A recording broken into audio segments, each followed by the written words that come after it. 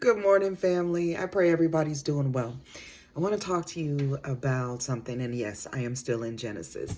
And what I want to talk to you about is trying to have control and not allowing your faith to be where it should be, especially when God tells you, I got you. The example is Jacob. Jacob has been away from Esau for 20 years. Okay, and we know Esau wanted to kill Jacob because he stole his birthright, even though Esau gave it to him. And he stole the blessing. Now, Esau didn't give that to him. Jacob was being deceptive, and his mom helped, but we already discussed that. Okay, so here we are, 20 years later. Jacob is going to meet his brother Esau, and he decides, I'm going to do this. He decides to split up all of his possessions into two groups. And then he decides to send his brother gifts. And each set of gifts is different animals or something to that nature. And behind every presentation is another one. And Jacob tells everybody in the first group, remember to say that Jacob is right behind us. So all of them will say that in succession until Jacob shows. Now, not only does Jacob try to bribe his brother with gifts, he puts his family in a certain position so that he can maintain closeness to the ones he loves the most. So the maidservants that were given to him by his wives, they're first with their children. And then it's Leah and her children. And then it's Rachel and Joseph. And they're close to him.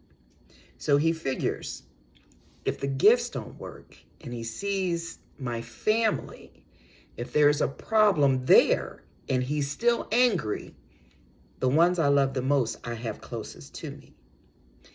He's not trusting that God just told him, I'm going to be with you. I'll protect you. If God is with you, he's going to protect you. He's not going to let anything happen to you. That's like the best guarantee ever. But it wasn't enough for Joseph or for Jacob.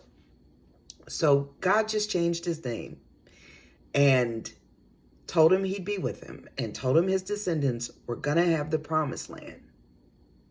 And still, Jacob couldn't get his faith where it needed to be. So if you are having that issue and you don't feel like your faith is where it should be when it comes to something that God told you, if you're not all in and trusting God to do what he's going to do, and you're not trying to take control of the situation, if you're not there, understand you're not the only person who has ever been in this place. Like I just told you, Jacob was there. And his name was changed from Jacob to Israel. God fights. So don't think that something is wrong with you. It's not. We all have different levels that we have to work through, and we all have reasons as to why we can't sometimes just let go. And that's something that you're going to need to go deeper so that you can find out why. You're going to have some conversations with the Father, and you're going to have to listen to what he tells you. But I want you to know you're not by yourself, that I've been there before. Others have been there before. People in the Bible, people you probably go to church with, go to work with, friends. We don't really know the relationships that people have with the Father unless we ask. And sometimes we don't want to admit that we can't just let go and let God. We all like to have a sense of control. But when it comes to working with the Father, and that is a partnership, we don't have control. We have to trust him. We have to let him do what he says he's going to do and be who he is. Remember, he created everything. And that includes you. And he knows what you need, when you need it.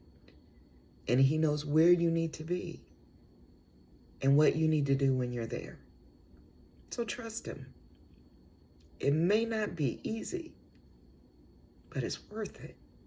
And if you can just let go, you'll start to see his hand in your life. Have a blessed day, family, and take care of each other. Bye.